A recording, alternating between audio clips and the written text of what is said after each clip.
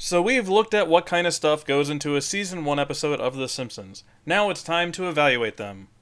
I've worked with a crack team of a mathematician, a different kind of mathematician, and a statistician to generate these results.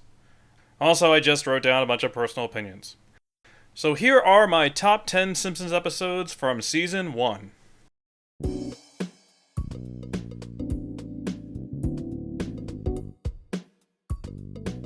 I have kind of a love-hate relationship with Homer's Night Out as a whole, but it's making the list for its really strong first half with that spy camera.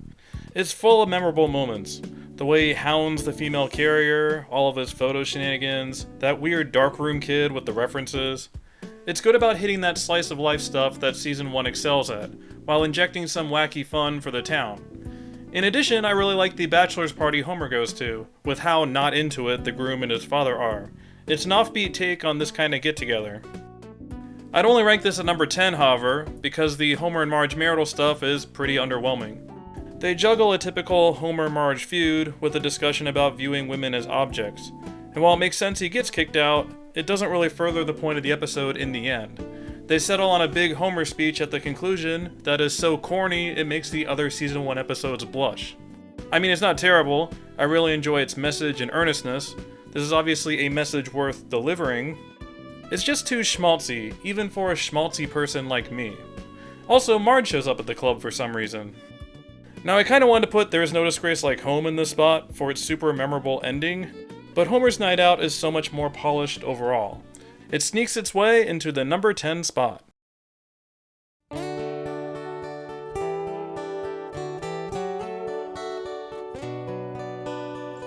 Call of the Simpsons is a fun little romp with a good Albert Brooks appearance. We get nice character stuff up front, highlight Homer's insecurity with Flanders, and then we watch Big Bob effortlessly work over Homer. I think cute is the word I would describe this episode as a whole. It's fun seeing the very mundane Season 1 take its characters out to a set piece, to do jokes against an alien backdrop. Love how Marge and Lisa immediately take control over their new environment. Maggie's adventure is basically the most adorable thing ever. Homer and Bart end up being an exercise in the world crapping on them, pretty typical stuff for The Simpsons, but it does feature maybe the best joke in the entire season. It also contains maybe the weakest final act of the season, as all that Bigfoot stuff is pretty stupid. By the way, I promise this entire top 10 list won't be me complaining about underwhelming final acts. To this episode's credit, it's neat seeing an early example of the town going crazy over something. This is like a precursor to the X-Files episode. It's just so contrived and such a swerve compared to everything else. They just settle for a Homer's dumb joke, which is pretty uninteresting these days. Season 1's more grounded sense of humor holds this episode back in the end, but you can definitely see how the wacky adventure episodes evolved from this one.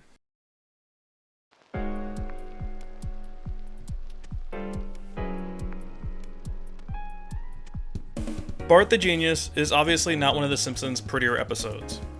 But while the animation may be weird, the actual plot itself feels very normal, feels right at home with classic Simpsons. We get Bart pranks at school, we get Martin stuff, we get Principal Skinner, we get Mrs. Krabappel. Sure, J. Lauren Pryor is a big weirdo who mostly disappeared, but this feels like the kind of story they would have done in Season 7. The fantasy sequence, and Martin taunting Bart, are real highlights.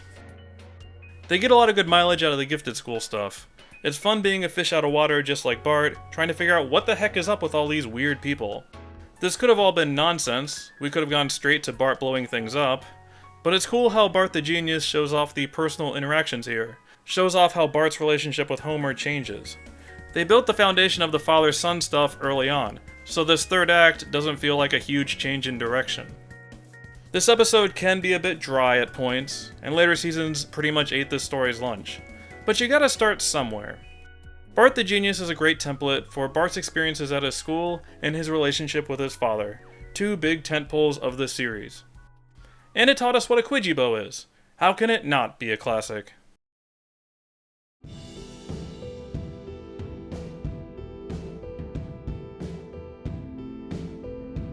The Crepes of Wrath is a weird one in just how dramatically split down the middle it is. We start with your typical Bart prank, complete with atypical Nice Agnes, and then boom, 2 different episodes. Bart's stuff works pretty well as a general sympathy romp. He's very well suited to this kind of storyline, partially as a comeuppance for his misbehavior, but also as a setting for him to rebel against. That being said, they probably could have picked a slightly more dynamic setting. There isn't much variety to Bart's suffering. Cesar and Ugolin are delightfully cruel, but they're not particularly quirky or do anything memorable. The most compelling moments are seeing just how much Bart misses his family. The Adil storyline is just bizarre and wonderful, really capitalizing on Homer's stupidity well. He's written so hilariously oblivious to everything, just blinded by having a polite son. I appreciate they took the time to put this scene between Homer and Marge in the middle of the story. Maybe I shouldn't have described it as being an episode split down the middle. This kind of scene goes a long way to making it feel more cohesive. Camp Krusty definitely did the misery storyline better in Season 4, but this one should get credit for having a stronger parent-child connection.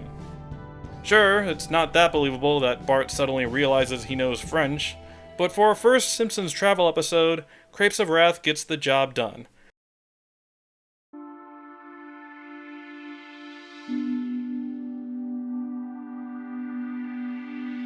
The Telltale Head is probably the coolest, most chill episode in the entire season. Okay, maybe not this stuff. I actually never really been a fan of telling this story in flashback.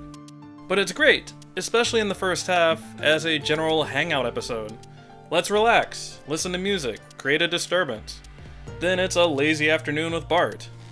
Jimbo, Dolph, and Kearney are written really well in this one, hitting the right balance between being bad influences and just chill teenagers. This one really captures how, at that age, you just can't win with some people. Ninja Bart is a real highlight here. Kinda surprised this outfit never really became a thing on the series. Love the percussive soundtrack during this sequence. Act 3 is generally fine overall, just your typical kinda guilty conscience plot. This chill, hangout story desperately needs a fantastic element somewhere, and this concept works. I think this episode, similar to Homer's Night Out, should get a lot of credit for getting the town involved, getting some of that world building done. We get to see early Krusty the Clown and Sideshow Bob, for example. Really early Sideshow Bob. Overall, I think Season 1 has funnier and more emotional episodes as a whole, hence its placement at number 6. But The Telltale Head should get credit for being one of the most well-rounded episodes of the year.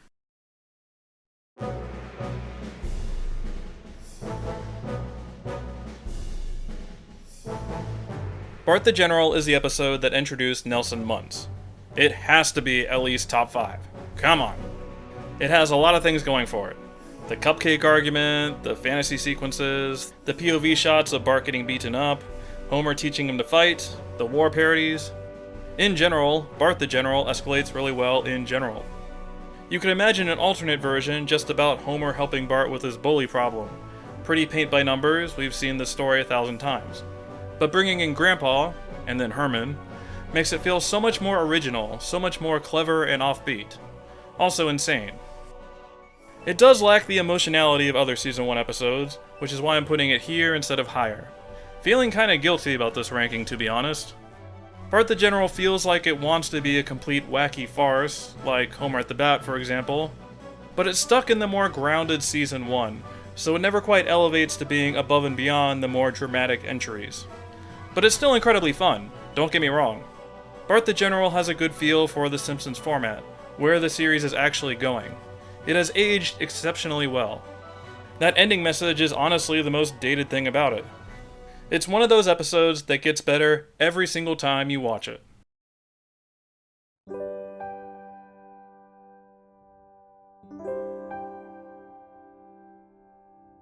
Simpsons roasting on an open fire is obviously a classic. You have to watch it during the holiday season. This one's impressive in just how effortlessly it balances so many different elements.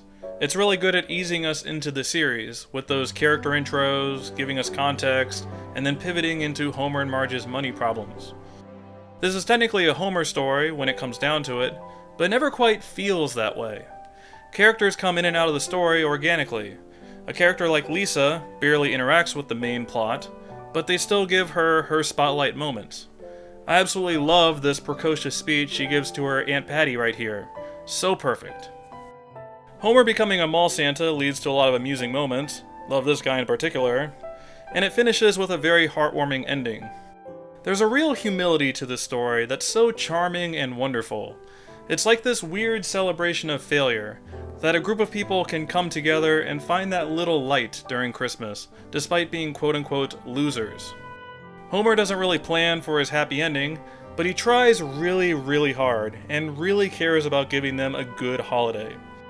The Simpsons are at their best when they're the underdogs, and there are very few episodes that demonstrate that aspect better than this one. Definitely recommend this one for those cold winter nights.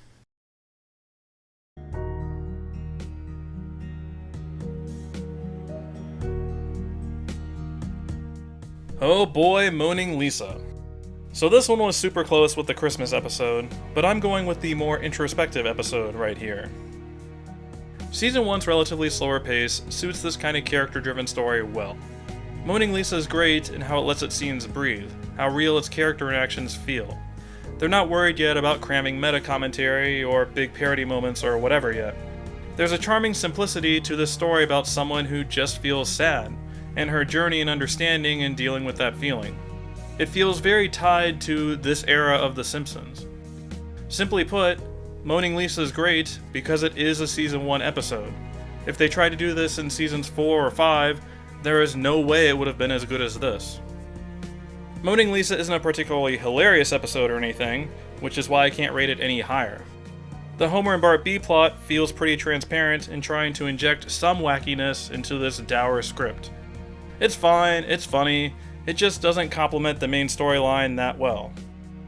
Moaning Lisa demonstrates that The Simpsons is a show that can slow down every once in a while, create some atmosphere, give the audience the feels. Maybe the final product is more inconsistent than other examples, but what Moaning Lisa does well, it does really well. And I think that's worth a top 3 ranking.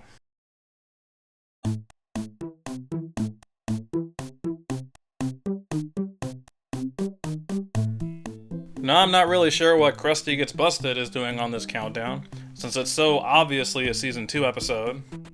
This episode has always felt like the big transformative moment, that this is the direction the show is going. We still have a family story, but let's also look at an industry, look at an external event. This attitude obviously leads to some great television satire, showing off Krusty's various skills on his show. The Sideshow Bob version is infinitely entertaining, such a ridiculous concept in general. So much variety too. Kelsey Grammer absolutely kills it in Act 3. I think contextualizing everything through Bart's fandom is the episode's secret sauce though.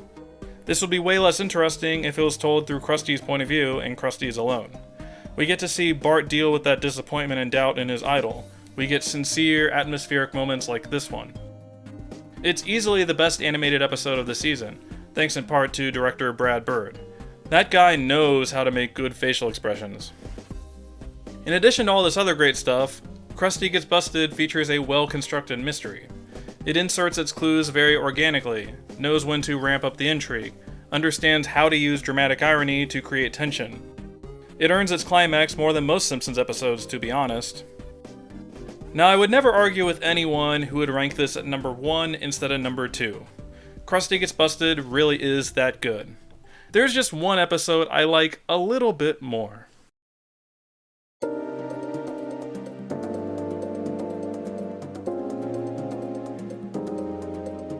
In my opinion, Life on the Fast Lane is the best Homer and Marge marriage crisis episode in the history of The Simpsons.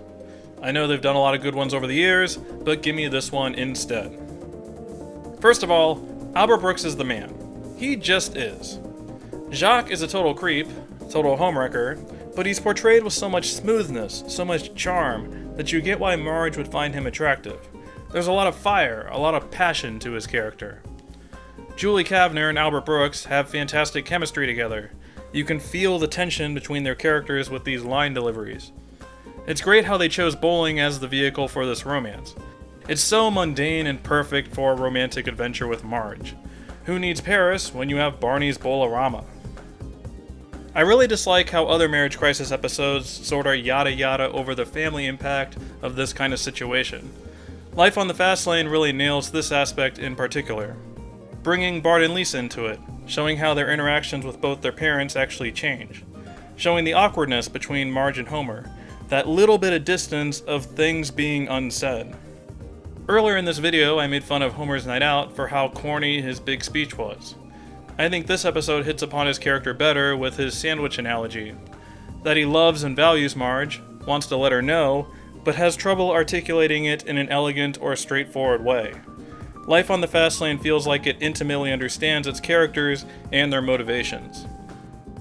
I don't know, I probably do overrate this episode to some degree, but I feel like Marge and Homer's loving relationship is the rock of this series.